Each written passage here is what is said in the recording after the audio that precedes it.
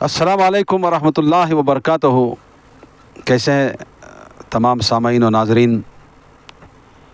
آج کے اس محفل میں، اس ایپیسوڈ میں انشاءاللہ ہم تفسیر قرآن کی جو سلسلہ ہم نے چالو کیا اس کی کڑی کو جوڑیں گے، اور کل ہم نے جو تفسیر کی تھی سورہ بقرہ کی، اس کے آگے تک آج شروعات کریں گے۔ کل ہم نے 228 آیات تک سورہ بقرہ کی ہم نے تفسیر کی تھی اور مختلف زاویوں سے اس کی تفسیر و تشریح کی، اور ہم یہ دعوت دیتے ہیں آپ تمام حضرات کو کہ آپ ہمارے اس دعوت کا پیغام پوری دنیا تک پھیلائیں، اس ذرائع ابلاغ، اس یوٹیوب اور اس سوشل میڈیا کے ذریعے سے، تاکہ ہم رسول اللہ صلی اللہ علیہ وسلم کا وہ فرمان جس میں آپ نے کہا کہ ایک آیت بھی اگرچہ تمہیں پتہ ہے تو وہ تم دوسروں تک پہنچاؤ۔ سامعین، دنیا میں ہم بہت ساری چیزیں شیئر کرتے ہیں جو غلط بھی ہوتی ہیں، صحیح بھی ہوتی ہیں۔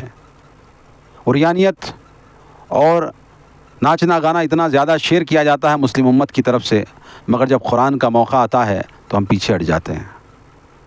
کیوں پیچھے ہٹ جاتے ہیں؟ کیونکہ ہمارے دل میں یہ خیال ہوتا ہے کہ اگرچہ ہم یہ شیئر کریں گے تو لوگ، ہمارے دوست سمجھیں گے کہ یہ دیندار ہو گیا ہے، یہ بڑا پارسا بننا چاہ رہا ہے، ہاں بڑا پاک صاف بننا چاہ رہا ہے، یا ہمارا جو وہ شیئر کرنے کا جو سسٹم تھا، ہم گانے بجانے شیئر کرتے تھے تو لہذا ہم یہ نہیں شیئر کریں، ایسا دماغ میں آئے گا۔ دیکھیے، میں آپ کو کہوں گا کہ گندگی کو پاکی صاف کرتی ہے۔ گندگی کے اوپر پاکی جب آتی ہے تو وہ گندگی چلی جاتی ہے۔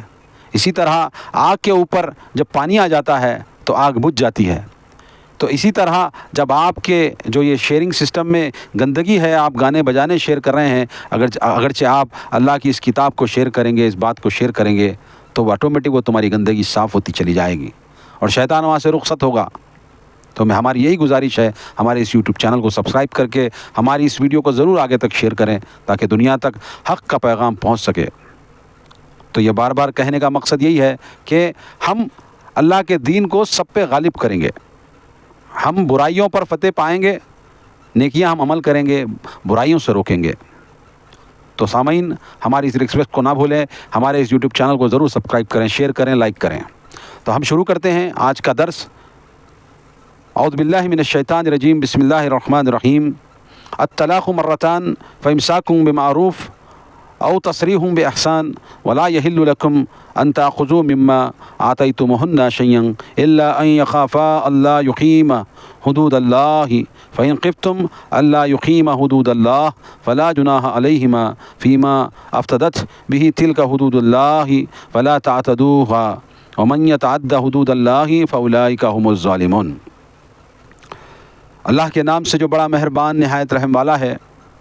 طلاق رجعی 2 بار ہے، پھر یا تو سیدھی طرح اپنے پاس رکھا جائے یا بھلے طریقے سے اسے رخصت کر دیا جائے، اور تمہارے لیے یہ جائز نہیں کہ ان میں کچھ واپس لے لو جو کچھ تم انہیں دے چکے ہو، الا یہ کہ دونوں میاں بیوی ڈرتے ہوں کہ وہ حدود اللہ کی پابندی نہ کر سکیں گے۔ ہاں، اگر وہ اس بات سے ڈرتے ہوں کہ اللہ کی حدود کی پابندی نہ کر سکیں گے تو پھر عورت اگر کچھ دے کر اپنی گلو خلاصی کرا لے تو ان دونوں پر کچھ گناہ نہیں۔ یہ ہیں اللہ کی حدود، ان سے آگے نہ بڑھو، اور جو کوئی اللہ تعالیٰ کی حدود سے تجاوز کرے گا تو ایسے ہی لوگ ظالم ہیں۔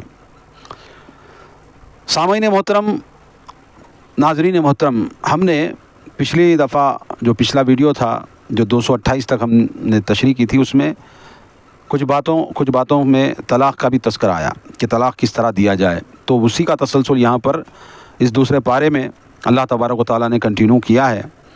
اللہ فرماتا ہے کہ طلاق 2 مرتبہ ہے، 2 بار ہے، یعنی کہ 2 بار طلاق دے کر کے آپس میں میاں بیوی رہ سکتے ہیں۔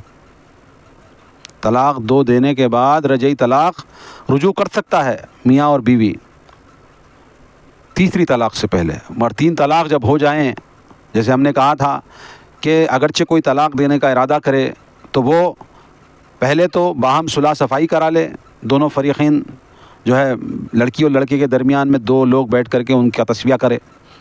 اگرچہ پھر بھی بیوی اگرچہ ناشکری ہے یا کچھ ایسا ہے تو بیوی کا بستر الگ کرے شوہر اپنا، اور اس کو اس طرح سے سمجھائے و بجائے. پھر بھی جب نہ ماننے کی صورت میں جب دو گواہوں کے سامنے وہ طہر کی حالت میں یعنی کہ حیض میں نہ ہو وہ یعنی کہ وہ پاک ہو بالکل, وہ حاملہ نہ ہو, یہ ساری چیزیں جو پابندیاں ہیں کہ انسان کو غصہ جس سے آتا ہے وہ سب نہ ہو. اب وہ حیض میں ہے, اب تمہیں وہ نزدیک نہیں آنے دے رہی, اب آپ اٹھا کے جو ہے نا لگا دے رہے ہیں طلاق کو, طلاق طلاق طلاق, تو یہ طلاق نہیں ہوتی. نہیں, آپ پی کے چڑھا کے آ رہی ہیں. مسلمان ہو کے تو پہلے پینا حرام ہے. اللہ تعالیٰ جنت کی خوشبو بھی نہیں سونگھاتا وہ جو پیتے ہیں شراب. تو میرے بھائی اگرچہ ایسا کرتا ہے تو فطور چلا جانے کے بعد کرنے پر وہ بھی وہ جو ایک ساتھ 3 طلاق بولے گا تو وہ 3 نہیں پڑے گی, وہ ایک ہی ہوگی. بہرحال ایک مجلس میں 3 طلاقیں جو دی جاتی ہیں وہ سراسر گمراہی ہے, اور اس کو ماننے والے لوگ گمراہ ہیں کہ اس کو 3 سمجھ لیں, بس 3 مرتبہ منہ سے بول دے طلاق طلاق طلاق تو بیوی حرام نہیں ہوتی. جس طرح نماز کو وضو کر کے 4 رکعت 2 رکعت 3 رکعت والی سسٹم سے ان کو ادا کرنا ہوگا تو ہی وہ صلاۃ کہلائیں گی, وگرنہ صرف زبان سے بولنے کو صلاۃ نہیں کہلا سکتے. اسی طرح روزہ زبان سے بولنے کو روزہ نہیں کہلاتے, اس کے لیے بھی سحر کرنا پڑتا ہے, دن بھر اس کے لیے بھوکے پیاسے رکھنا پڑتا ہے, اللہ کی عبادتیں کرنا پڑتا ہے, بری چیزوں سے رکنا پڑتا ہے. شام میں افطار جب کریں گے تو وہ صوم پورا ہوگا, وہ روزہ پورا ہوگا. اسی طرح طلاق بھی سسٹمیٹک ہے. وہ بیوی کو طلاق دینے کا ارادہ کرے تو 2 گواہوں کے سامنے وہ اس کی پاکی کی حالت میں اس کو چھوئے بغیر, اس سے بستر کرے بغیر طلاق دے گا کہ میں تجھے طلاق دیتا ہوں. اگرچہ وہ تاکیدی الفاظ کے حساب سے اگرچہ 3 مرتبہ کہتا ہے, کوئی بھی چیز رسول اللہ صلی اللہ علیہ وسلم یا صحابہ کہتے تاکیدی طور پہ تو وہ 3 مرتبہ کہتے. جیسے کہ اللہ کے رسول صلی اللہ علیہ وسلم کہتے تھے کہ قسم پروردگار کی جس کے قبضے میں میری جان ہے, قسم پروردگار کی جس کے قبضے میں میری جان ہے, قسم پروردگار کی جس کے قبضے میں میری جان ہے. اس طرح کا جو تاکیدی الفاظ ہوتا ہے, ہاں, جیسے کہ کہتے ہیں کہ جو نافرمان اولاد ہے لعنت ہو اس پر, لعنت ہو اس پر, لعنت ہو اس پر, تاکیدی طور پہ 3 مرتبہ بولتے نا. تو وہ تاکیدی طور پہ اگرچہ وہ طلاق طلاق طلاق کہہ کر کے 3 مرتبہ میں تجھے طلاق دیتا ہوں, میں تجھے طلاق دیتا ہوں, میں تجھے طلاق دیتا ہوں, 2 گواہوں کے سامنے 3 مرتبہ جب بولے گا تو تاکیداً ایک وہ ہوگی شمار, ایک تو پڑ جائے گی, 2 جو بول رہا ہے وہ تاکید ہوگی. اور جاہل علماء کرام جن کو عقل نہیں ہے, جو دین کو سمجھتے نہیں ہیں, بس وہ اندھی تقلید میں اندھے بہرے گونگے لنگڑے لولے بن کے جو ہے اس کی بات کو جس ہمارا باپ مفتی ایسا دیتا تھا, ہمارا دادا مفتی ایسا دیتا تھا, اس کا باپ ایسا دیتا تھا, لہذا ہم بھی اس کو کر دیں گے. تو لہذا ایسا طلاق دینا اسلام میں کہیں سے ثابت نہیں ہے. اور جتنی بھی ڈھکوسلے باتیں کرتے ہیں تو وہ جھوٹی روایتوں پر, جھوٹے من گھڑت قصوں پر یہ لوگ کرتے ہیں جو اس کو جائز سمجھتے ہیں. اور ہمارے ملک کا قانون بھی ہے, اب بن چکا ہے. کیوں؟ کیونکہ ہم نے قرآن و سنت کو پتہ پوچھ ڈال دیا, بدعت حسنہ کہہ کر کے ان چیزوں کو اپنے معاشرے میں رائج کر چکے تھے. اب غیروں نے, نان مسلمز حکمرانوں نے اس کو سرے سے خارج کر دیا. اگرچہ کوئی یہ کہے کہ 3 مرتبہ ایک ساتھ بیوی کو طلاق دے تو اس کی تو 3 سال تک کے لیے جیل میں جائے گا, وہ کرائم بن جائے گا. حالانکہ یہ سول رائٹس تھی.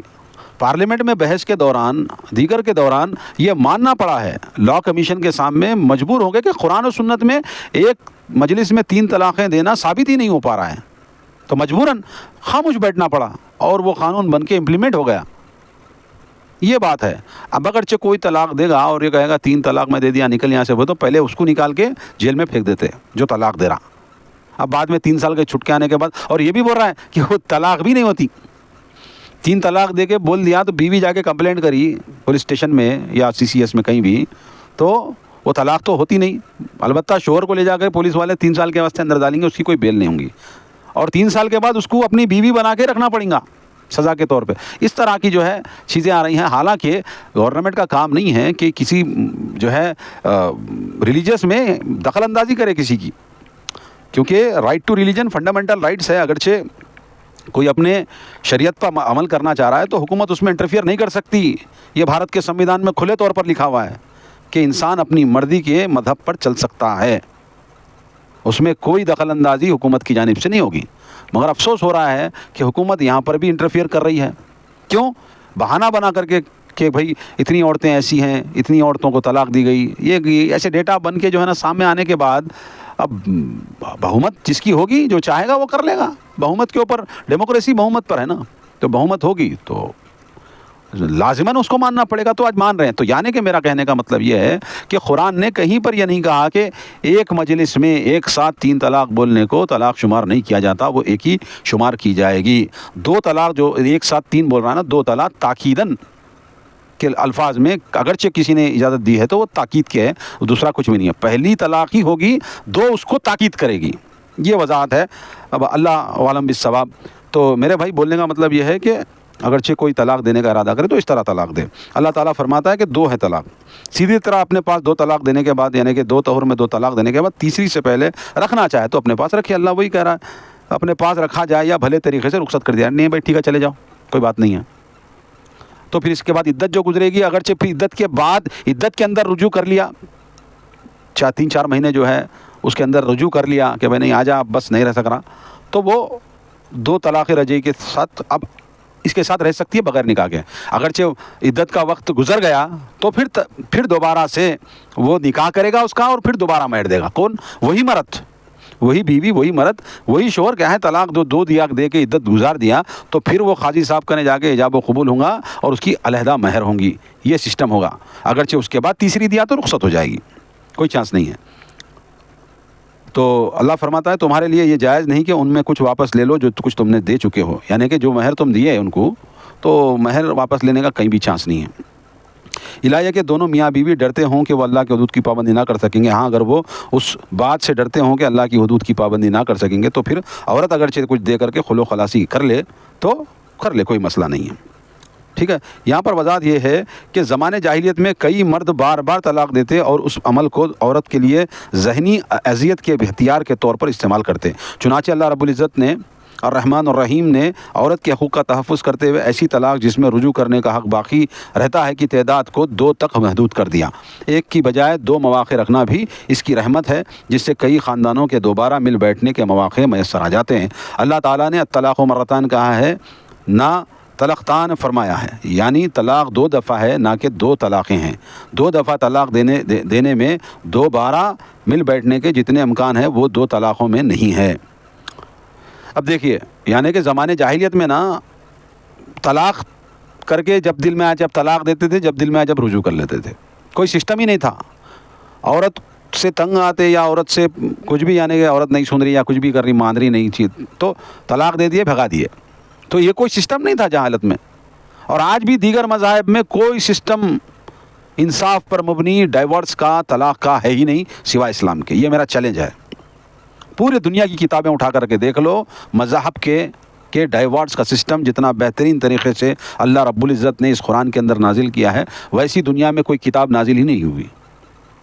اللہ کی کتابوں کے علاوہ کوئی کتاب میں وہ چیز ہو بھی نہیں سکتی نا، کیونکہ اللہ تعالیٰ نے مرد و عورت کو پیدا کیا ہے، ان کے باہم رشتے اللہ نے بنائے ہیں، تو اللہ کو پتہ ہے کہ کس طرح وہ سسٹم رکھنا ہے۔ تو اللہ تعالیٰ نے جس طرح سسٹم اسلام میں رکھا ہے وہی سسٹم سب سے بہتر ہے۔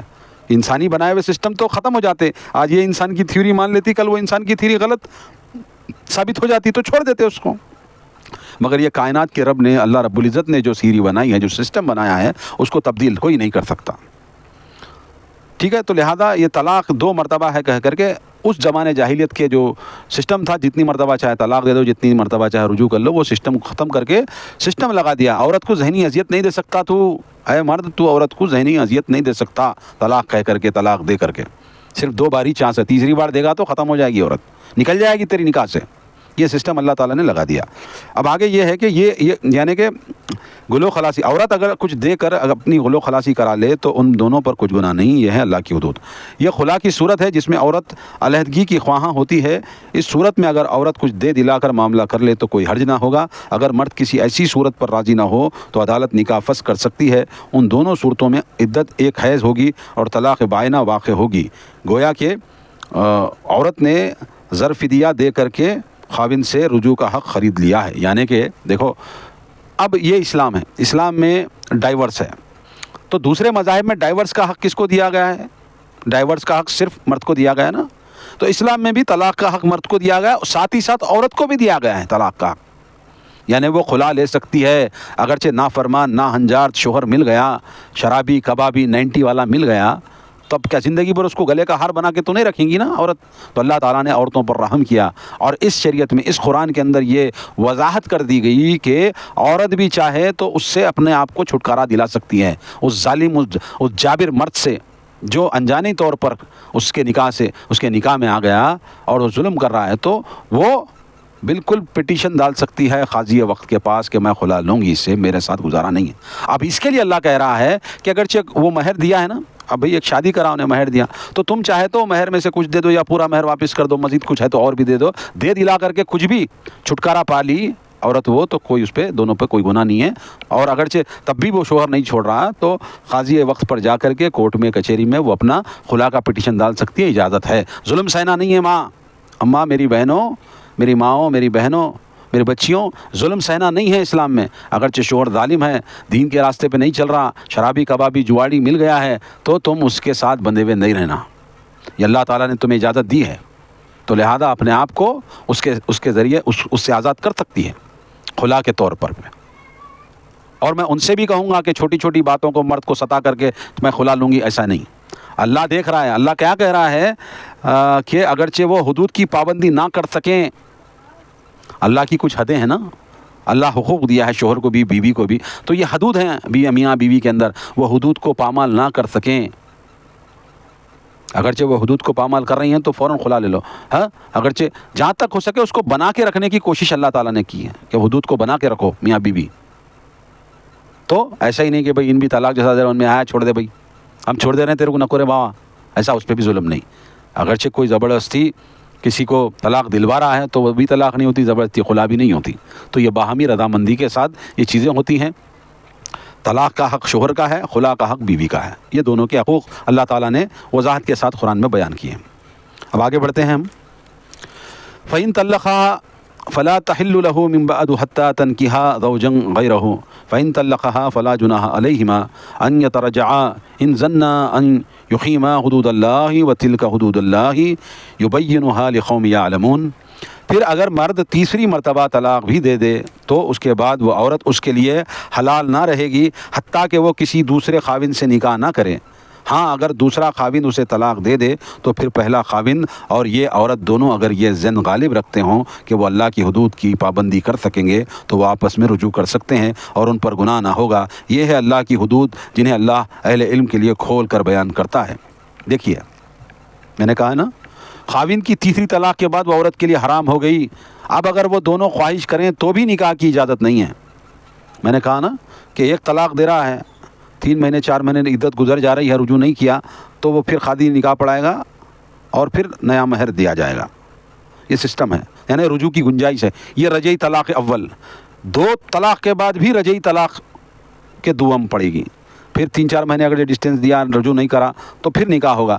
مگر تیسری مرتبہ اگرچہ دے دیا تو اب دونوں میاں بیوی کتنا بھی چاہیں، اللہ کی حدود کو پامال کر چکے۔ یہ اللہ کی جو بتائی ہوئی حدود تھی، اللہ الطلاق مرتان والی، وہ ختم کر دیے دونوں۔ اب چاہے تو بھی وہ نکاح نہیں کر سکتے آپس میں جب تک کہ عورت کسی دوسرے سے نکاح کرے، نکاح کر کے اپنی زندگی بسر کرنے کے لیے نکاح کرے۔ یہ نہ کہ یہ حلالہ سینٹر والا، حلالہ کے نام پر 1 رات کا نکاح، 1 ہفتے کا نکاح، 3 دن کا نکاح، یہ سب حرام ہے میرے بھائی۔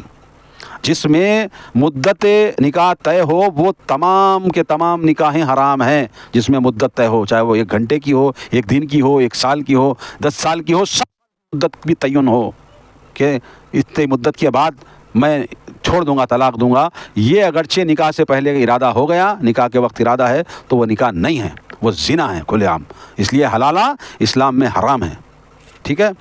تو ایسا نکاح نہیں جس میں مدت طے ہوتی ہے۔ ہاں، اللہ کہہ رہا ہے کہ پھر وہ اس کی شوہر کے تو پاس نہیں جا سکتی۔ ہاں، اگرچہ خدا نخواستہ کوئی آئے اس سے دوسرا نکاح کرے، وہ نکاح کی اپنی زندگی گزار رہی ہے، پھر وہ مر جائے یا ان دونوں کی نہیں بن سکی، وہ طلاق دیں، پھر عدت گزرے گی، گزرنے کے بعد وہ خطبہ نکاح بھیجے گا، اس کے بعد باہمی رضامندی کے بعد مہر وغیرہ طے ہوگی تو وہ اسی عورت سے بھی، اسی مرد سے بھی نکاح کر سکتی ہے، چاہے اس سے کرو چاہے دوسرے سے کرو۔ جس طرح دوسرے کرنے کی چھٹی ہے اسی طرح اسی سے بھی کر سکتی ہے۔ تو یہ متعین نہیں، اس کے اور اس میں بھی کیا ہے معلوم ہے، شرط ہے کہ وہ نکاح ایسا ہو جس میں دخول لازم ہو. حدیث میں وضاحت ہے کہ دخول نہ ہو تو وہ نہیں نکاح نہیں ہوگا. وہ صحیح دخول بھی لازم ہے جو بعد میں نکاح کرے، یعنی جماع بھی کرنا پڑے گا نکاح کے بعد تو جماع کرتا ہی ہے مرد عورت دونوں، کیونکہ ہمیشگی کا محسنین کا الفاظ ہے کہ محسنین سے مراد جہاں پر نکاح کے ساتھ لگایا گیا تو وہ محسنین سے مطلب احسان ہے. احسان ہمیشگی کی جو ہے نا ترغیب دیتا ہے، ہمیشگی کی بات کہتا ہے. تو ہمیشہ کے لیے اب یہاں پہ ہم جیسے کہ عام اصول بیان کرتے ہیں نا کہ بھئی نکاح جب ہوتا ہے تو قاضی صاحب کیا کہتے ہیں؟ عموماً یہی کہتے ہیں کہ بھئی اپنی نفس و ذات کے لیے اپنی شریک حیات ٹھیک بناتا ہے نا. شریک حیات سے مراد کیا؟ بیوی بولے تو شریک حیات. شریک حیات مطلب زندگی بھر جب تک زندہ ہوں جب تک وہ شریک ہے اس کو شریک حیات کہتے ہیں. تو اس میں حد نہیں ہے، ٹائم پیریڈ نہیں ہے. شریک حیات مطلب پوری زندگی جب تک مرد زندہ ہے جب تک اس کی وہ شریک حیات، اور جب تک کا بیوی زندہ ہے جب تک کا وہ شریک حیات. شوہر زندہ ہے تو بھی شریک حیات، بیوی زندہ ہے تو بھی شریک حیات. جب تک زندگی ہے تب تک کے لیے وہ لوگ میاں بیوی ہیں. یہی قاعدہ، یہی کلیہ ہے. تو یہ جو حلالہ سینٹروں کے نام پر پہ یہ جو نکاح کر رہے ہیں نا، ایک رات والا، ایک مہینے والا، ایک دن والا، 15 دن والا، باضابطہ یہ کیا کہتے ہیں، یہ بھگولستان، یہ پڑوسی ملک پاکستان میں تو باضابطہ سینٹرز کھلے ہیں.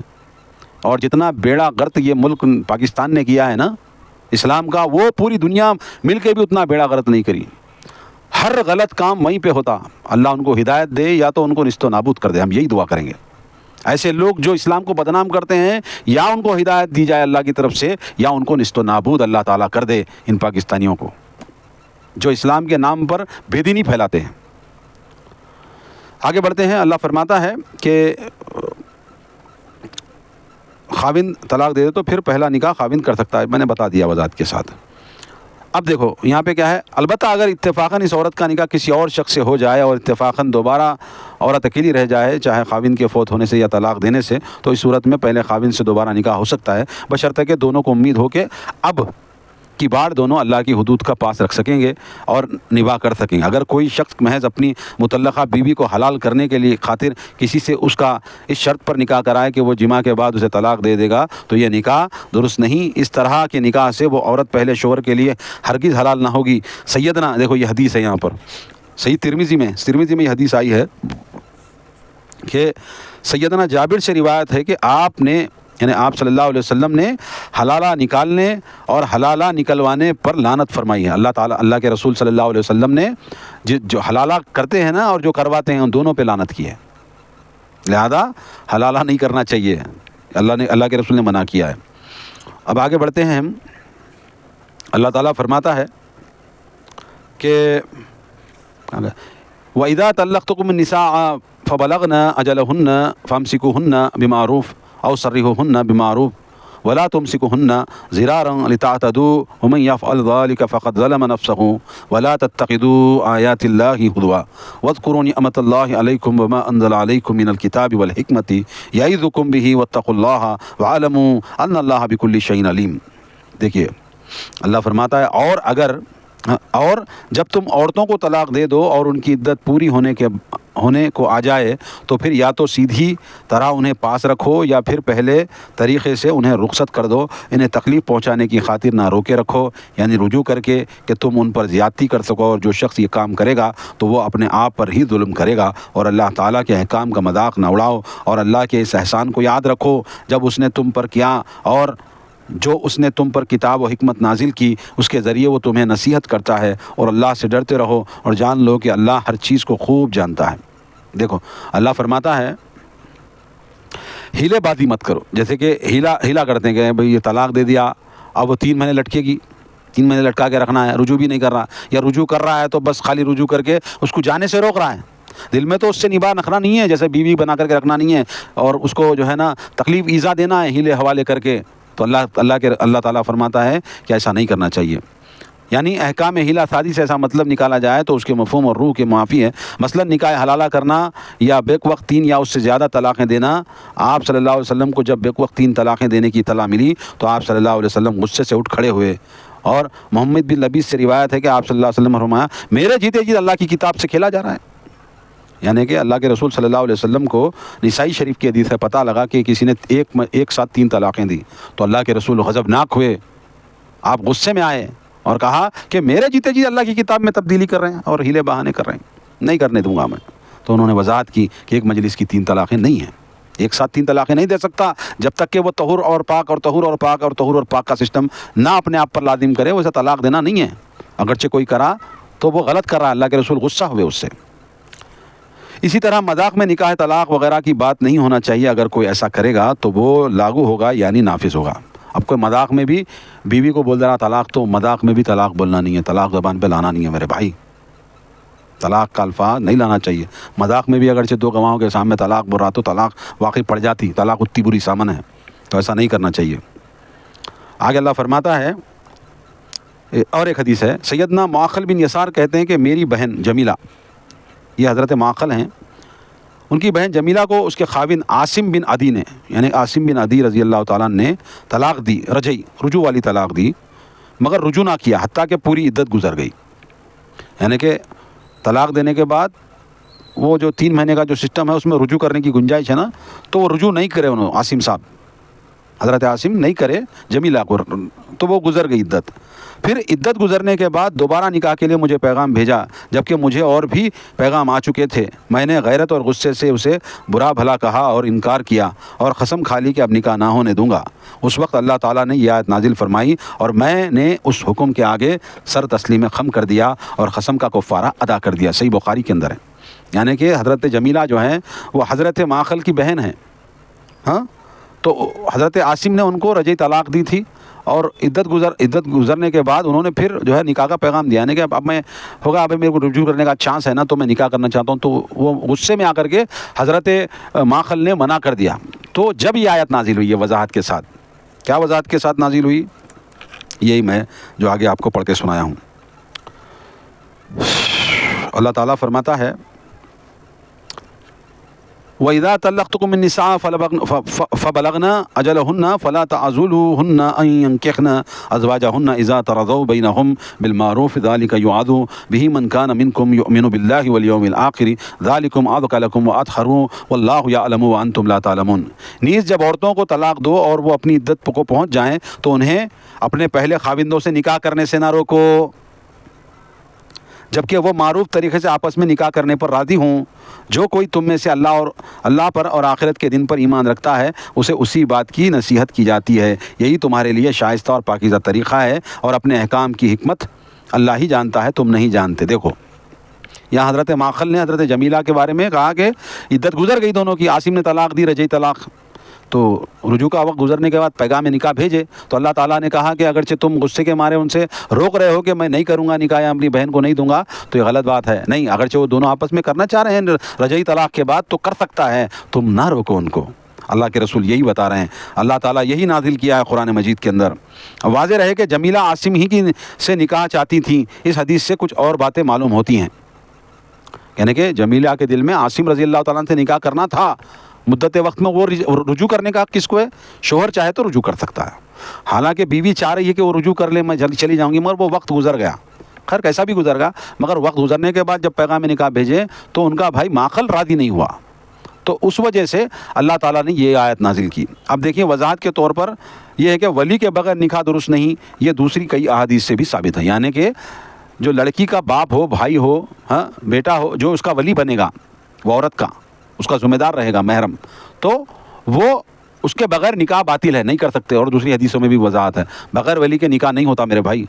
ہاں ایسا لے کے بھاگ جا رہی اور جا کے جو ہے نا نکاح پڑھا لے رہی ہیں، یہ نکاح نہیں ہے، بغیر ولی کے باپ، بھائی اور یا اس کا بیٹا یا اس کا بھی جو اس کا خاص محرم ہوتا ہے نا، باپ نہیں ہے تو بڑا باپ یا چچا اس کا محرم بنے گا، تو یہ ولیوں کی جو ہے رضامندی لازم ہے، بغیر ولی کے نکاح باطل ہے، باطل ہے، باطل ہے۔ یہ تاکیدی طور پہ رسول اللہ صلی اللہ علیہ وسلم نے کہا کہ بغیر ولی کے نکاح باطل ہے، باطل ہے، باطل ہے، باطل ہے۔ ایک بار بھی بول سکتے تھے مگر نہیں، 3 مرتبہ بولا، وہ نکاح باطل، وہ نکاح باطل، وہ نکاح باطل، وہ نکاح باطل ہے جو بغیر ولی کے کیا جائے۔ تو یہی وضاحت ہے، اللہ تعالیٰ نے عورت کی رضامندی کو ولی کی رضا سے مقدم رکھا ہے، ولی کے لیے ضروری ہے کہ وہ عورت کی رائے کا احترام کرے۔ اس آیت کا ایک اور مطلب یہ بھی ہو سکتا ہے کہ جو شخص اپنی عورت کو طلاق دے چکا ہو اور وہ متعلقہ عورت اپنی عدت گزار کر کسی اور سے نکاح کرنا چاہتی ہو تو سابقہ شوہر کو کوئی ایسا کمینہ حرکت نہ کرنی چاہیے جو اس کے ہونے والے نکاح میں رکاوٹ پیدا ہو۔ اب یہ بھی وضاحت ہے کہ کہ اگرچہ بیوی چاہتی ہے کہ وہی شوہر سے نکاح کرنا چاہ رہی ہے تو اس کی رضامندی، کیونکہ آلریڈی نکاح ہوا ہے نا، تو اس کی رضامندی ضروری ہے، ولی اس کی رضامندی لے گا. کیا واقعی نکاح کرنا چاہ رہی ہے تو کرنے دینا چاہیے، نہیں کرنا چاہ رہی تو زبردستی نہیں. اور یہاں پر یہ بھی وضاحت ہے، طلاق رجعی میں شوہر زبردستی نہیں کر سکتا کہ وہ اب عدت گزر جانے کے بعد وہ دوسرے سے کرنا چاہ رہی ہے تو شوہر کے اوپر یہ لازم نہیں ہے کہ وہ اس کو مجبور کرے کہ وہ اسی سے نکاح کرے. وہ نہیں کرنا چاہیے، نہیں روک سکتا، وہ اس کا حق نکل جاتا ہے. وہ بیوی اس کے ہاتھ سے نکل گئی، وہ دوسرے سے کرنا چاہ رہی ہے تو شوہر کی ذمہ داری نہیں ہے کہ بیچ میں آئے، یا اس کی حماقت نہیں چلے گی، اس کی طاقت وہاں پر کام پہ نہیں آئے گی. یہ وضاحت اللہ تعالیٰ نے اس آیت کے توسط سے بتا دیا ہے. اب آگے پڑھتے ہیں. والوالدات یرضعن اولادهن حولین کاملین لمن اراد ان یتم الرضاعة وعلى المولود له رزقهن وكسوتهن بالمعروف لا تكلف نفس الا وسعها لا تضار والدة بولدها ولا مولود له بولده وعلى الوارث مثل ذلك فإن أرادا فصالا عن تراض منهما وتشاور فلا جناح عليهما وإن أردتم أن تسترضعوا أولادكم فلا جناح عليكم اذا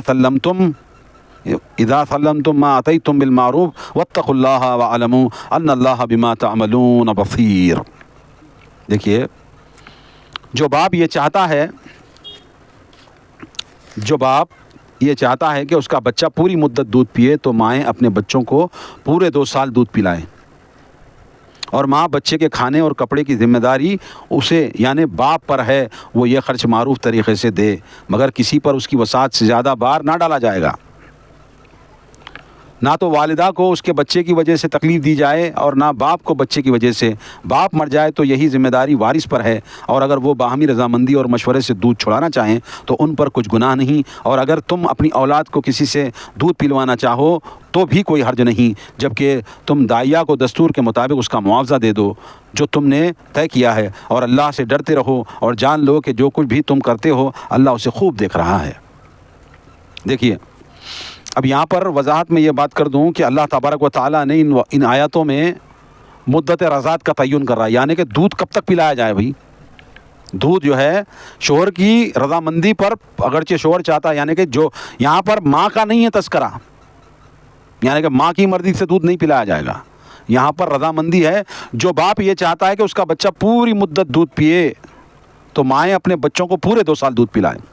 باپ چاہتا ہے کہ بچہ پوری مدت دودھ پیے جتنا اللہ نے حکم دیا ہے، کہ اللہ نے 2 سال حکم دیا ہے، 2 ایئرس، اور باپ چاہے تو 2 سال تک دودھ پلائے ماں، زیادہ سے زیادہ. اس سے پہلے چھڑانا چاہے باپ تو باپ کے اوپر ہے. یہاں پر ماں کا نہیں چلے گا. ماں 2 سال باپ اگرچہ چاہ رہا ہے تو دودھ پلائے گی، دودھ نہیں چھڑا سکتی وہ. یہاں پہ کچھ نہیں چلے گا میرے بھائی. یہاں پہ وضاحت کے ساتھ والوالدات یرضعن اولادهن، جو باپ یہ چاہتا ہے کہ اس کا بچہ پوری 2 سال مدت دودھ پیے تو مائیں لازم ہے کہ وہ بچے کو دودھ نہیں چھڑا سکتی. اس سے کم بھی مدت رضاعت ہو سکتی ہے. ایک تحقیقاتی ٹیم نے بتلایا کہ انڈونیشیا اور فلپین میں کوئی بچہ بھی ذہنی امراض کا شکار نہیں پایا گیا. اس کی وجہ ان بچوں کو 2 سال تک ماں کا دودھ ملنا ہے. ابتدائی 6 ماہ میں ماں کے دودھ میں ایسی اینٹی باڈیز پائی جاتی ہیں جو بچوں کو چھوت والی بیماریوں سے بچاتی ہیں. ماں کے دودھ میں مصنوعی دودھ کے مقابلے 10% کم کولیسٹرول ہوتا ہے. پوری دنیا میں حاصل شدہ اعداد و شمار سے معلوم ہوا ہے کہ جن ماؤں نے 2 سال تک بچے کو دودھ پلایا ہوا ہے انہیں چھاتی کا کینسر شاذ و نادر ہی ہوتا ہے.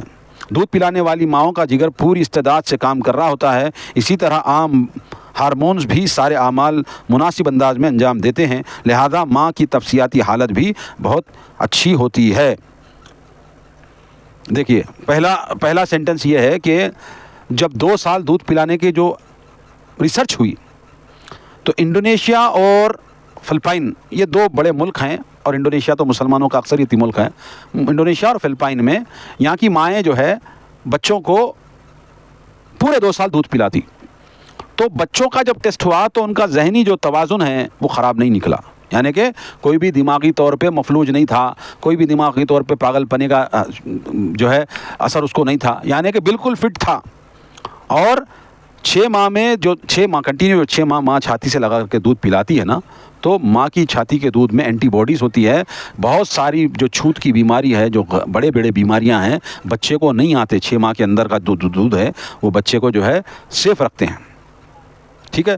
اور یہ بات ہے، اور دوسرے کہ ماں کی جو چھاتی سے نکلنے والا دودھ جو بچے کے لیے ہے وہ 10% کم کولیسٹرول مہیا کرتا ہے بنسبت مصنوعی دودھ کے، یعنی کہ ڈبے کا دودھ، سریلیک کا دودھ، وہ نیسلے کا دودھ، فلاں کا دودھ، امکا کا دودھ، ہمیں کسی کمپنی سے کوئی لینا دینا نہیں ہے، ہم صرف وضاحت کے ساتھ بیان کر رہے ہیں کہ ڈبے والے دودھ، مصنوعی دودھ کو ماں کے دودھ پر کمپیئر کریں تو ماں کا دودھ 10% کم کولیسٹرول کا ہوتا ہے۔ کولیسٹرول یعنی کہ بیماری، فالتو چربی، کولیسٹرول یعنی جب جس کا کولیسٹرول ہو جاتا ہے اس کا ہارٹ اٹیک ہوتا ہے۔ اس کو ڈاکٹروں سے پوچھو کہ کولیسٹرول بڑھنے سے کیا ہوتا ہے، کولیسٹرول بڑھنے سے ہارٹ آتا ہے، ہارٹ کی بیماریاں آتی ہیں۔ تو ماں کے دودھ میں 10% کم کولیسٹرول ہوتا ہے مصنوعی دودھ میں، ٹھیک ہے، مصنوعی دودھ کے مقابل میں۔ یہ ایک جو ہے تحقیق ہو گئی۔ اور دوسری بات، یہ بہت بڑی بات ہے، جو مائیں اپنے بچے کو پورے 2 سال دودھ پلاتی ہیں نا، ان کا جگر بہتر کام کرتا ہے۔ جگر یعنی کہ لیور، ان کا لیور بہترین کام کرتا ہے، ان کو بیماریاں نہیں ہوتی ہیں۔ اور دوسری بات، جو مائیں 2 سال دودھ پلاتی ہیں ان کو چھاتی کا کینسر، جس میں چھاتیاں کاٹ دی جاتی ہیں، چھاتیوں کا کینسر نہیں ہوتا ان کو عموماً، جو مائیں 2 سال تک بچے کو دودھ پلاتی ہیں، ٹھیک ہے، کیونکہ وہ چھاتی کا کینسر کچھ چھاتی کے اندر جو گندگی آتی ہے، کچھ بھی ہوتی ہے، اس وجہ سے ہوتا ہے۔ تو دودھ جو 2 سال مدت سے پلاتی ہیں عورتیں، تو ان کو چھاتی کا کینسر نہیں ہوتا ہے، بہت کم ہوتا ہے، یعنی کہ نہیں ہوتا ہے، کم اس لیے کہہ رہے ہیں کہ دوسروں کے بنسبت، ٹھیک ہے۔ تو پورے 2 سال دودھ پلائیں مائیں، ہماری بہنیں، ہماری مائیں، ہم گزارش کرتے ہیں پورے 2 سال دودھ پلائیں، اور جب تک کا بچہ دودھ پیتا رہے گا تب تک کا ہو سکتا ہے اولاد میں جو فاصلہ ہو وہ بھی ہو سکتا ہے۔ یہ اللہ کی قدرت ہے، اللہ کی شان ہے، ٹھیک ہے۔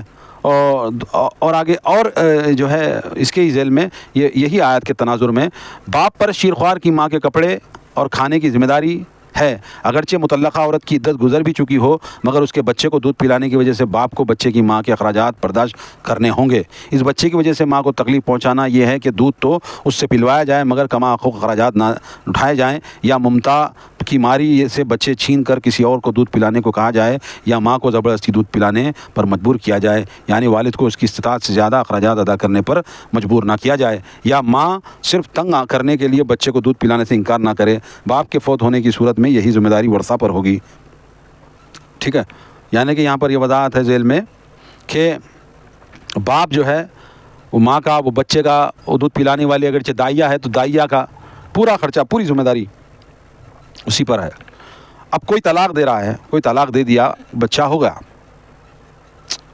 بھائی پاک ہے بیوی، پاکی کی حالت میں طلاق دے رہا ہے، طلاق ہو گئی، اب حمل سے تھی، وہ بچہ پیدا ہو گیا، وہ بچہ کس کا رہے گا؟ وہ بچہ تو باپ کا رہے گا۔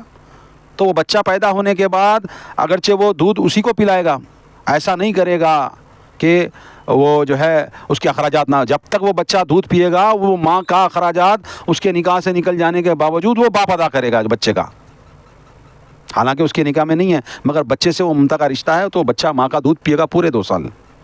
اور باپ کے اوپر یہ فرض ہے کہ اس کی ماں کا بھی پورا خرچہ، پورا کھان پان سب، اگرچہ دودھ پینے کے پیسے بھی اگرچہ اخراجات مانگے تو بھی باپ دینا پڑے گا۔ یہ ہے کیسا پیارا اسلام ہے، دیکھو کسی کا حق نہیں مارا جا رہا ہے یہاں پر، اگرچہ رشتہ ٹوٹ بھی جائے تو دشمنی کا عنصر باقی نہیں رکھ رہا اللہ تعالیٰ، یہاں پر بھی باہم محبت اور پیار کی بات کر رہا ہے۔ تو معصوم کا کیا قصور ہے؟ اگرچہ ماں باپ نے طلاق لے لیا پھر بھی باپ 2 سال تک اس کا خرچ، اس کا جو ہے پوری ذمہ داری اٹھائے گا، اور بچہ جو ہے باپ کا ہی ہے مگر پورا اپنا ماں کا ممتا پوری لے گا، پورا دودھ پیے گا پورا 2 سال۔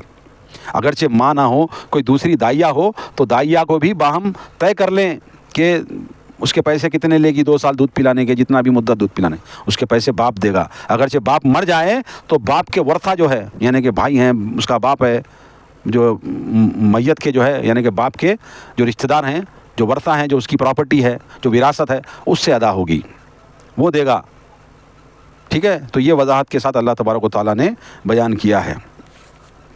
اب آگے بڑھتے ہیں ہم، والذین یتوفون منکم ویذرون ازواجا یتربصن بانفسہن 4 اشہر وعشرا فاذا بلغن اجلہن فلا جناح علیکم فیما فعلن فی انفسہن بالمعروف واللہ بما تعملون خبیر۔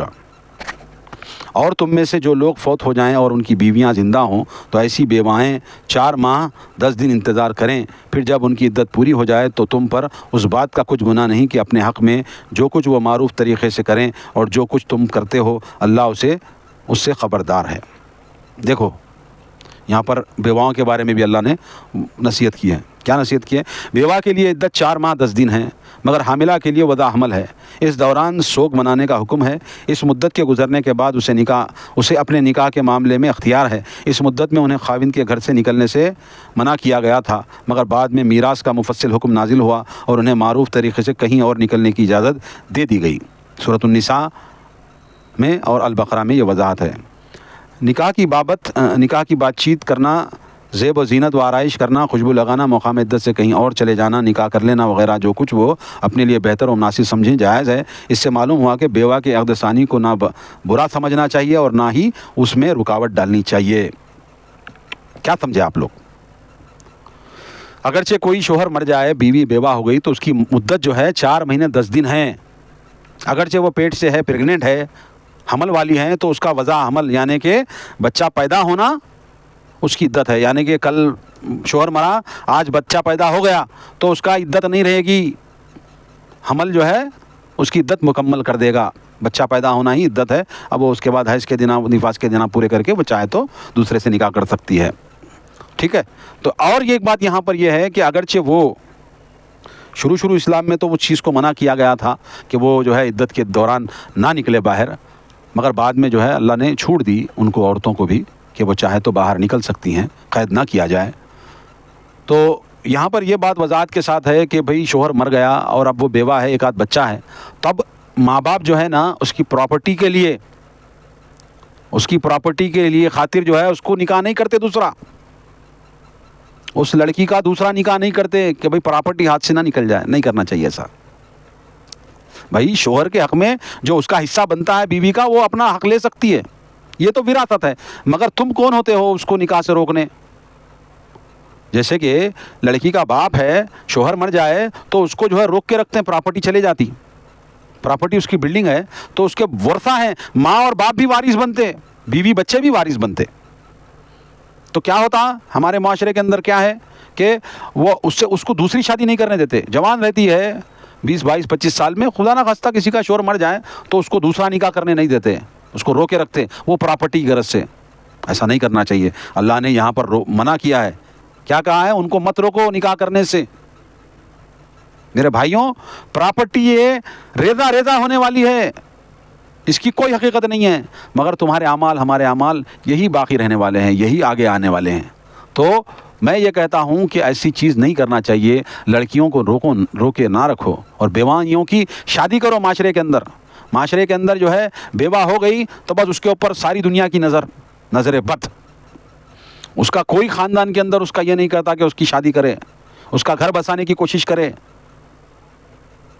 بھائی معاشرے کے اندر اللہ تبارک و تعالیٰ نے کسی عورت کو 4 شادیوں کا حکم نہیں دیا، مگر اللہ تعالیٰ نے ہر مرد کو 4 شادیوں کا حکم دیا. کیوں؟ کیونکہ معاشرے کے اندر ایسی بیواؤں کا کون ہاتھ تھامے گا؟ کون پکڑے گا بھائی بیواں کی ہاتھ؟ 2 بچے ہیں، بیوہ ہو گئی ہے، اس کا ہاتھ کوئی انبئی بچہ پکڑے گا؟ نہیں پکڑے گا. کیا زندگی بھر اس کو اکیلا چھوڑ دو گے؟ اب وہ جو ہے کہیں بھی جو ہے نا کام کرے، کہیں بھی مزدوری کرے اور بچوں کو بڑا کرے، ہاں بھلے ہی وہ غیر غلط کاموں میں لگ جائے، کوئی غم نہیں ہے، مگر جو ہے نا معاشرے کے اندر نکاح کرنے کو جو ہے برا جانتے ہیں. بیوہ ہو گئی تو عورت اس کا نکاح نہیں کراتے. میرے بھائیوں، اللہ تعالیٰ نے کھول کر احکام بیان کیے ہیں کہ اگرچہ وہ چاہے تو نکاح کر سکتی ہے، ان کو نکاح سے مت روکو. ہاں اگرچہ تم کو انبئی بچہ نہیں مل رہا تو شادی شدہ، عورت شدہ، بچے شدہ، کمائی اچھی ہے، دیندار انسان ہے، دے کے کر سکتے، مگر معاشرے میں اس کو برا جانتے ہیں. نہیں کرنا چاہیے. بے حیائی کیوں پھیلتی ہے؟ تمہارا ہی نفس ہے مردوں، عورت کا نفس نہیں ہے، اس کی اپنے خواہشات نہیں ہیں. اللہ نے اس کو انسان نہیں بنایا، جانور سمجھ رکھے ہو اس کو. کیا عورت جانور ہے تمہاری نظروں میں؟ معاشرے میں اس کو برابر حق ہے، اس کا جینے کا حق ہے، مگر تم روکے رکھتے ہو کچھ پراپرٹی کے واسطے، کچھ اپنے پرسنل مفاد کے واسطے تم روکے رکھتے ہو کہ نوکری کرے گی، لائے گی، وہ کمائے گی، وہ ٹیچر بنے گی، وہ ڈریس سیے گی، وہ کمائے گی، لائے گی، ہم کھائیں گے، ہم باپ ہیں ہم کھائیں گے، ہم بھائی ہم کھائیں گے، مگر اس کا نکاح نہیں کریں گے. اس کو کوئی انبئی بچہ نہیں کر رہا. انبئی ہونا ان کو، انبئی کہاں سے لائیں گے؟ انبئی کیوں کرے گا؟ انبئی کیوں کرے گا؟ جو بن بہایا مرد ہے، بن بہایا لڑکا ہے، وہ کیوں بیوہ سے کرے بھائی شادی؟ وہ کنواری سے کرے گا. بیوہ سے کون کرے گا؟ بیوہ سے وہی کرے گا جس کے پاس بیوی ہوتے ہوئے بھی اگرچہ اس کو اور مزید کرنا ہے، دولت ہے، جائیداد ہے، ہاں اچھے اثر و رسوخ والا ہے اور وہ پال سکتا ہے، وہ نبھا سکتا ہے، تو اللہ نے اجازت دی ہے. تم کون ہوتے ہو روکنے والے؟ اسی وجہ سے مسلمان معاشرے کے اندر لڑکیاں بڑھ رہی ہیں، اور لڑکیاں اللہ غارت کرے ایسے لوگوں کو جو اس پر کام نہیں کرتے، علماء بن کر بیٹھے ہوئے ہیں، علماء سو بن کر بیٹھے ہوئے ہیں، آپس میں ان وہابی، ان دیوبندی، ان بریلوی، ان شیعہ، ان فلاں ان فلاں ان فلاں سب بول لو گے، مگر معاشرے میں یہ بیواؤں کا ہاتھ پکڑنے کے واسطے اور ان کی ترغیب دلانے کے واسطے ان علماء سو کا منہ بند ہے، ان کے منہ پہ لقوہ مارا ہے، ان کے منہ پہ پلاسٹر لگا ہوا ہے، یہ بولتے نہیں۔ خطبہ جمعہ میں ایک دوسرے کو لڑاؤ گے برابر کہ تو سنی، میں شیعہ، تو وہابی، تو اہل حدیث، تو فلاں، مگر یہ معاشرے کی برائیوں کو، معاشرے کے مسائل کو کیسے دور کریں گے؟ تم ممبروں پر نہیں بول سکتے؟ خدا غارت نہیں کرے تم کو؟ علماء بن کے بیٹھے ہو اور اپنے پیٹ کا جہنم بھر رہے ہو، ہاں، جلسے بڑے بڑے کرتے ہو، اس کو گالی دیتے ہو، یہ فرقے والے کو وہ گالی دیتا ہے، ان فرقے والے کو وہ گالی دیتا ہے، یہی ہے تمہارا کام، اور خود کو اپنے آپ کو انبیاء کا وارث بنتے ہیں۔ انبیاء کے وارث ایسے ہوتے ہیں؟ نہیں ہوتے میرے بھائی، ایسے ہوتے ہیں، یہ قرآن پہ عمل کرنے والے ہوتے ہیں۔ تو بیوائیوں کو معاشرے کے اندر ان کو دوبارہ زندگی گزارنے کے مواقع دو، روکے مت رکھو ان کے شوہروں کی پراپرٹیوں کی وجہ سے، ان کے فلاں کی وجہ سے، لڑکیوں کی شادیاں کرو، ہاں، اور یہ غیر مسلموں کے ساتھ بھاگنے کا کام بند کراؤ، اس پر کوئی عالم نہیں بولے گا، بس یہ بولے گا تو وہابی، میں سنی، میں وہابی، تو سنی، فلاں، ام کا ڈم کا، آتا کیا، لڑتا کیا، مناظرہ کرتا کیا، خالی اتنے میں حیران ہے۔ یہ ہماری آپس کی یہ جو قوم ہے، ہماری مسلمان قوم، یہ حامل قرآن، اور خاص کر کے ہمارے بلاد ہند کے اندر یہ آپس میں لڑے گا، مرے گا، کٹے گا، مگر معاشرے کو سدھارنے کی کوشش نہیں کرے گا۔ تو میرے بھائیوں، وضاحت یہ ہے کہ بیوہ عورتوں کی بھی جو ہے نا نکاح کرانا چاہیے، ان کا عدت جو ہے 4 ماہ 10 دن ہے وغیرہ وغیرہ۔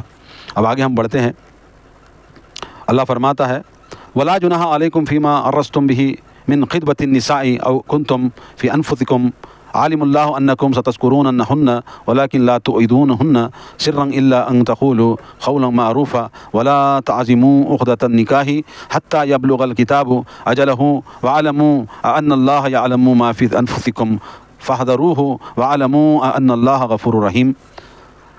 اللہ فرماتا ہے ایسی بیواؤں کو اگر تم اشارتاً پیغام نکاح دے دو یا یہ بات اپنے دل میں چھپائے رکھو، دونوں صورتوں میں تم پر کوئی گناہ نہیں۔ اللہ جانتا ہے کہ تم انہیں دل میں یاد رکھتے ہو، لیکن ان سے کوئی معاہدہ خفیہ طور پر نہ کرنا، ہاں جو بات کرنا ہو معروف طریقے سے کرو، مگر ان سے عقد نکاح کا ارادہ مت کرو جب تک ان کی عدت گزر نہ جائے، اور جان لو کہ جو کچھ تمہارے دل میں ہے اللہ اسے جانتا ہے، لہذا اس سے ڈرتے رہو، اور یہ جان لو کہ اللہ معاف کرنے والا بردبار ہے۔ یعنی کہ اللہ کہہ رہا ہے کہ ان کی عدت گزرنے کے اندر، جب ان کی عدت کا پیریڈ ہے تو عدت کی پیریڈ کے اندر ان کو نکاح کا پیغام نہیں بھیجنا جب تک کہ وہ عدت کے دن پورا نہ کر لے، نہیں بھیجنا چاہیے۔ ہاں اس کے بعد اگرچہ چاہو تو ان کو جو ہے نکاح میں بھیج سکتے ہو، نکاح کا پیغام بھیج سکتے ہو۔ عدت کے دوران اشارے میں نکاح کا اندیا دیا جا سکتا ہے، یعنی کہ عدت کے دوران اشارے کے حساب سے اشارتاً دیا جا سکتا، مگر واضح طور پر پیغام دینا ناجائز ہے، یعنی کہ اس کے گھر کو بچی کی مانگنے کے واسطے بھیجانا نہیں۔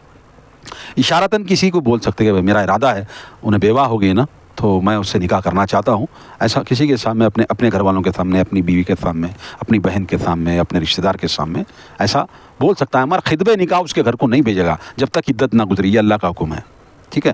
اس کے بعد اللہ فرماتا البتہ جو عورت طلاق رجعی کی عدت میں ہو اسے اشارتاً بھی کوئی ایسا پیغام دینا حرام ہے، یعنی کہ دیکھو یہاں پر کتنی اچھی بات ہے، بھائی طلاق ہو گئی، طلاق رجعی چل رہی ہے، یعنی کہ رجوع کے دوران 3 مہینے کا جو گیپ ہے وہ چل رہا ہے، اس میں اشارتاً بھی کسی کے سامنے نہیں بولنا، اس کا شوہر کب رجوع کر لے کوئی بات نہیں، تو تم کو اشارتاً بھی حرام ہے کہ اس سے نکاح کا ارادہ ظاہر کرو، اشارتاً بھی، یہ وضاحت کر دی گئی ہے۔ اب دیکھیے اللہ فرماتا ہے اگر تمہارا نکاح کا ارادہ ہے تو ظاہر بات ہے کہ دل میں تو تم ضرور یاد رکھتے ہوں گے، لیکن ان خیالات سے مغلوب ہو کر نہ عدت میں نکاح کرنا چاہیے اور نہ ہی نکاح کا وعدہ کرنا چاہیے۔ دیکھو بات ہے کہ خفیہ طور پر بھی کسی کو جو ہے میل جول نہیں کرنا چاہیے، یہ جو بیوہ بھی ہے وہ بھی ہے، اور اس سے کوئی نکاح کرنا چاہ رہا ہے وہ بھی، خفیہ طور پہ کوئی کام نہیں چلے گا، کوئی بات چیت نہیں چلے گی، جو بھی چلے گی علانیہ چلے گی، اللہ تعالیٰ یہ حکم دے رہا ہے، ٹھیک ہے۔ اللہ فرماتا ہے لا جناح علیکم ان طلقتم النساء ما لم تمشوهن او تفرضوا لهن فریضۃ ومتعوهن علی الموسع قدره وعلی المقتر قدره متاعا بالمعروف حقا علی المحسنین۔ تم پر کچھ گناہ نہیں اگر تم ایسی عورتوں کو طلاق دے دو جنہیں تم نے مس نہ کیا ہو اور نہ ہی حق مہر مقرر کیا ہو، البتہ انہیں کچھ نہ کچھ دے کر رخصت کرو، رخصت کرو. وسعت والا اپنی حیثیت کے مطابق اور تنگ دست اپنی حیثیت کے مطابق انہیں بھلے طریقے سے رخصت کرے. یہ نیک آدمیوں پر حق ہے. یعنی خلوت صحیحہ سے پہلے یا صحبت کرنے سے پہلے تو اس صورت میں حسب استطاعت متعلقہ کو کچھ نہ کچھ دلا کر رخصت کیا جاتا ہے. اسے متاع طلاق کہتے ہیں. اس میں کئی مصلحتیں ہیں. متعلقہ کی شہرت کو جو نقصان پہنچا ہے کسی حد تک اس کی تلافی ہو سکے. خاندان کے تعلقات میں جو خرابی ہوئی ہے اسے آخری حد تک پہنچنے سے بچایا جائے.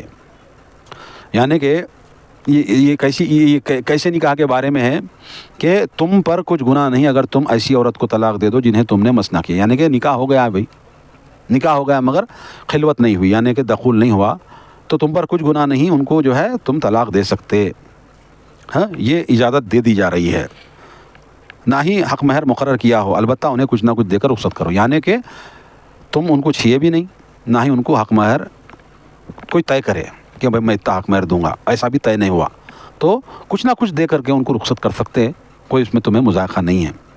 اور کیسے دے کہ بھائی مالدار آدمی ہے تو مالدار کے مطابق دے گا, اس کو اتنا ہی مال دے گا جتنا وہ حیثیت رکھتا ہے. اور تنگ دست جس کے پاس نہیں ہے وہ تنگ دستی کے حساب سے اس کو دے کر کے رخصت کر سکتا ہے, اس پہ کوئی گناہ نہیں ہے. اللہ فرماتا ہے وَإِن طَلَّقْتُمُهُنَّ مِنْ قَبْلِ أَن تَمَسُّوهُنَّ وَقَدْ فَرَضْتُمْ لَهُنَّ فَرِيضَةً فَنِصْفُ مَا فَرَضْتُمْ إِلَّا أَن يَعْفُونَ أَوْ يَعْفُو الَّذِي بِيَدِهِ عُقْدَةُ النِّكَاحِ وَأَن تَعْفُوا أَقْرَبُ لِلتَّقْوَىٰ وَلَا تَنسَؤُوا الْفَضْلَ بَيْنَكُمْ إِنَّ اللَّهَ بِمَا تَعْمَلُونَ بَصِيرٌ. دیکھیے اللہ فرماتا اور اگر انہیں ہاتھ لگانے سے پیش رفت طلاق دو مگر ان کا حق مہر مقرر ہو چکا ہو تو طے شدہ حق مہر کا نصف ادا کرنا ہوگا. الہ کہ وہ عورتیں از خود معاف کر دیں یا ان کا ولی معاف کر دے. اور اگر تم درگزر کرو اور پورے کا پورا حق مہر دے دو تو یہ تقوی سے قریب تر ہے. اور باہمی معاملات میں فیاضی کو نہ بھولو, اور جو کچھ بھی تم کرتے ہو اللہ یقیناً اسے دیکھ رہا ہے. یہاں اللہ تعالیٰ چھوٹ کیا دے رہا ہے کہ خواتین کے حقوق بعض علمبردار جو کہ خود کو اللہ تعالیٰ سے زیادہ خواتین کا خیرخواہ سمجھتے ہیں یہ معنی نکالنے کو کوشش کرتے ہیں کہ باقاعدہ جائیداد سے حصہ دیا جائے یا عمر بھر کے لیے انہیں اخراجات دیے جائیں. اللہ تعالیٰ اور اس کی کتاب اس فلسفے سے بری ہے. دنیا کے قوانین کے لحاظ سے بھی یہ ناقابل عمل ہے. جب ایک عقد کانٹریکٹ ہی کینسل ہو جائے تو عقد کی ساری شرائط منسوخ ہو جاتی ہیں. دیکھو یہاں پہ کیسا ہے کہ نکاح کا عقد مہر طے ہو گیا مگر ان کو ابھی تم چھوئے نہیں, یعنی کہ ان سے خلوت نہیں کرے, تو تم کو آدھا دینا پڑے گا. جتنا طے ہوا 500 روپے طے ہوئے تو 250 روپے, 5 لاکھ روپے طے ہوئے تو 2.5 لاکھ روپے تم کو دینا پڑے گا. اللہ تعالیٰ اجازت دے رہا ہے اور یہ کہہ رہا ہے کہ ادا کرنا ہوگا. وہ عورتیں از خود معاف کر دیں. اگرچہ عورت معاف کر دے رہی ہے کہ نکو بھائی جان دے, چلو تم چھیے نہ کریں, نکو میرے کو پیسے, مالدار ہیں انہیں جان دے رہے بھائی کہاں لے لیتے بیٹھتے, اس سے پیسے بیچارہ غریب ہے, ایسا کر کے معاف کر دے تو تم کو کوئی ٹینشن نہیں ہے. ہاں اگرچہ ولی اس کا جو مطلب چاہے وہ لڑکی معاف کرے یا اس کا ولی جو نکاح میں جو حجاب و قبول کرایا جو ولی رہتا نا انہیں بھی چاہے تو معاف کر سکتا. ہاں وہ معاف کرا تو بھی معاف ہے. الہ یہ کہ وہ عورتیں اس خود معاف کر دیں, ان کا ولی معاف کر دے, اور اگر تم درگزر کرو اور پورے کا پورا حق مہر دیں تو یہ تقوی کے قریب ہے. باہمی معاملات میں فیاضی نہ بولو. یعنی کہ اگرچہ وہ معاف کر دے تو کوئی بات نہیں ہے, اگرچہ تم پورے کا پورا جتنا طے ہوا 5 لاکھ روپے مہر دینا طے ہوا تو 5 لاکھ تم دینا چاہے تو بھی دے سکتے ہو. یہ تقوی کے قریب ہے, یہ اللہ کے ڈرنے کے قریب ہے. یہ اچھی بات ہے اللہ تعالیٰ بول رہا کہ دے دو بھائی ان کو. کیوں؟ کیونکہ اب تم اس کے اوپر نام رکھ دیے, تمہاری بیوی بنی ہوئی تھی, اب نئی جمع تم طلاق دے رہے ہو اس کو, کیا مسئلے ہوئے. بہرحال اس کے معاملے تو اب انہیں طلاق شدہ کہلائے نا, اس کے اوپر ایک تو اب جو نکاح ہوگا اس کا عقد اولا نہیں رہے گا نا, عقد ثانی بن جائے گا, تو اس کو پورا دے کے رخصت کرو, بہتر ہے بلکہ اللہ تعالیٰ بول رہا. آگے اللہ فرماتا ہے حافظوا علی الصلاۃ والصلاۃ الوسطی وقوموا للہ قانتین فإن خفتم فریجا لا او رکبانا فاذا امنتم فاذکروا اللہ کما علمکم ما لم تکونوا تعلمون. اللہ فرماتا ہے اپنی سب نمازوں کی محافظت کرو, بالخصوص درمیانی نماز کی, اور اللہ کے حضور ادب سے کھڑے ہوا کرو. اور اگر تم حالت خوف میں ہو, پیدل ہو یا سوار, جیسے ممکن ہو نماز ادا کرو, مگر جب امن میسر آ جائے تو اللہ کو یاد کرو جس طرح اس نے تمہیں سکھایا جسے تم پہلے نہ جانتے تھے. یعنی کہ اللہ تعالیٰ فرماتا ہے اب نمازوں کے مسئلے میں کہ تمام 5 نمازیں تو پڑھنا ہی پڑھنا ہے باجماعت مسجد میں جا کے, یہ اللہ تعالیٰ فرض کیا ہوا ہے, تمام 5 نمازیں پڑھنا ہی پڑھنا ہے. بسم اللہ.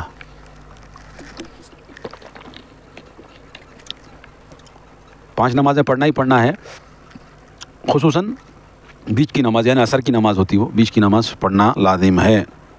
یہاں پہ اور ایک کچھ وضاحت میں جو ہے کر دیتا ہوں نکاح کے متعلق، کیونکہ اب یہ نماز کا جو ذکر آ رہا ہے تو اور کچھ وضاحتیں بچ گئی ہیں، اس کی وضاحت کر دیتا ہوں کہ اگر نکاح بھی ہو چکا ہو، حق مہر بھی مقرر ہو چکا ہو، مگر خلوت صحیح ہے یا صحبت نہ ہو چکی ہو، تو متعلقہ کو نصف مہر ادا کر دیا جائے، الا یہ کہ خود ہی وہ معاف کر دے، اس کا ولی معاف کر دے، ٹھیک ہے، یہ تو بتا دیا۔ اب متعلقہ عورتوں کی ممکنہ شکلیں 4 ہیں کہ 4 شکلیں والی متعلقہ حق مہر مقرر نہیں ہوا اور جماع یا خلوت صحیحہ نہیں ہوئی، متاع طلاق دیا جائے گا۔ یہ الف ہے۔ با حق مہر مقرر ہوا مگر مجامت نہیں ہوئی، نصف حق مہر ادا دیا جائے گا۔ حق مہر مقرر ہو چکا تھا اور مجامت بھی ہو چکی تھی، یہ عام صورت ہے، مکمل حق مہر ادا کیا جائے گا۔ دال حق مہر مقرر نہ ہوا تھا مگر صحبت ہو چکی تھی، اس صورت میں مہر مثل دینا ہوگا، یعنی اتنا مہر جو کہ عورت کے قبیلے میں رواج ہے، البتہ بیوہ کے لیے جماع ہونے یا نہ ہونے سے کچھ فرق نہ ہوگا۔ آئلی مسائل میں نماز کا ذکر، یعنی کہ دیکھو یہ 4 کیٹیگری میں بتا دیا کہ خلوت والی، بغیر خلوت والی، یہ تو وضاحت کے ساتھ بیان کیا گیا۔ اب یہ وضاحت بچ رہی تھی، اس لیے میں کہا کہ 4 کیٹیگری والی عورتیں ہیں، اس کے حساب سے مہر دینا پڑے گا، وہ چاہے تو معاف بھی کر سکتے۔ اب آئلی مسائل میں نماز ذکر غالباً اس لیے کیا گیا ہے کہ ان مسائل کو خوش اسلوبی سے نمٹانے کے لیے جس تقوی کی ضرورت ہوتی ہے وہ صلاۃ سے ہی پیدا ہو سکتا ہے۔ سیدنا عبداللہ بن مسعود رضی اللہ تعالیٰ کی روایت ہے کہ آپ صلی اللہ علیہ وسلم نے فرمایا، صلاۃ وسطیٰ سے مراد صلاۃ عصر، میں نے کہا نا یہ ترمذی میں حدیث ہے۔ عبداللہ بن عمر رضی اللہ عنہ سے روایت ہے کہ آپ صلی اللہ علیہ وسلم نے فرمایا، جس کی صلاۃ عصر فوت ہو گئی گویا اس کا جان و مال ہی تباہ ہو گیا، بخاری شریف میں یہ روایت ہے۔ زید بن ارقم سے روایت ہے کہ آپ صلی اللہ علیہ وسلم کے زمانے میں ہم نماز میں باتیں کیا کرتے تھے، کوئی اپنے ساتھی سے مطلب کی بات کہتا، حتیٰ کہ یہ آیت نازل ہوئی، یعنی کہ کون سی آیت نازل ہوئی، یہ جو نماز کے تعلق سے، اگرچہ حالت خوف میں پیدل ہو یا سوار ہو، ممکن ہے، مگر جب امن میسر آ جائے تو اللہ کو یاد کرو جس طرح سے اس نے تمہیں سکھلایا ہے، تم میں سے جو لوگ فوت ہو جائیں اور ان کی بیویاں، بہرحال یہ وضاحت کے ساتھ یہ بتا گیا، پہلے شروع اسلام میں بات کرتے تھے مگر بعد میں یہ روک دیا گیا۔ حالت خوف میں، جنگ وغیرہ کی حالت میں یہ رخصت ہے، مزید تفصیل کے لیے دیکھیں سورۃ النساء، یعنی کہ حالت جنگ میں پیدل ہو یا سوار، حالت جنگ کس کو بولتے ہیں؟ حالت خوف کو، تو خوف کی نماز وغیرہ پڑھنے کا حکم دیا گیا ہے۔ خوف کی نماز کیا ہے؟ وہی 4 کی جگہ 2 پڑھنا پڑتا، 3 کی جگہ 2 پڑھنا پڑتا۔ ابتدائی حکم یہ ہے کہ اب ہم آگے پڑھتے ہیں، والذین یتوفون منکم ویذرون ازواجا وصیۃ لازواجہم متاعا الی الحول غیر اخراج فإن خرجنا فلا جناح علیکم فیما فعلنا فی انفسہن من معروف واللہ عزیز حکیم وللمطلقات متاع بالمعروف حقا علی المتقین کذلک یبین اللہ لکم آیاتہ لعلکم تعقلون۔ دیکھو، تم میں سے جو لوگ فوت ہو جائیں اور ان کی بیویاں موجود ہوں تو وہ اپنی بیواؤں کے حق میں وصیت کر جائیں کہ سال بھر انہیں نان و نفقہ دیا جائے اور گھر سے نہ نکالا جائے، لیکن تم پر کوئی مواخذہ نہیں اگر ان کے ذہن میں اپنے لیے کوئی اچھی تجویز ہو اور وہ از خود گھر سے چلی جائیں تو اللہ صاحب اقتدار حکمت والا ہے۔ متعلقہ عورتوں کو بھی معروف طریقے سے کچھ دے کر رخصت کرو، یہ متقیوں کے لیے ضروری ہے۔ اللہ اسی انداز سے اپنے احکام صاف بیان کرتا ہے، امید ہے کہ تم عقل سے کام لو۔ ابتدائی حکم ہے کہ بعد میں جو بیوہ کی عدت 4 ماہ اور 10 دن مقرر کر دی گئی، دیکھیے، اور آیت میراث نساء کے روح سے خاوند کی میراث میں بیوی کا حق مقرر کر دیا گیا، چنانچہ اس کا حکم منسوخ ہو گیا ہے کہ بھائی، یعنی کہ اللہ تعالیٰ شروع اسلام کا یہ واقعہ ہے کہ اگرچہ کسی کا شوہر مر جائے، وہ بیوہ ہے، تو اس کو سال بھر تک کا تو اس کو گھر سے نہیں نکالنا، ایک تو عدت ہے، پھر اس کے سال بھر تک کا اس کو، اور یہ کیا ہے معلوم ہے، یہ وصیت کرنے کا اللہ تعالیٰ حکم دے رہا تھا صحابہ کو کہ بھئی تم وصیت کرو اپنے گھر والوں کو کہ تم مر جاؤ، جنگ میں گھیلے گئے، مر گئے، بیوہ ہو گئی، تو 1 سال تک نان و نفقہ کھلاؤ، اگرچہ اس سے پہلے وہ چاہیں تو اپنا رستہ خود بھی دیکھ لے سکتی ہیں، کہ ان کو گھروں سے مت نکالو، یہ حکم دیا گیا تھا اللہ تعالیٰ کی طرف سے۔ بہرحال آج کے لیے اتنا کافی ہے دوستوں، 242 تک ہم نے مکمل کر لیا ہے۔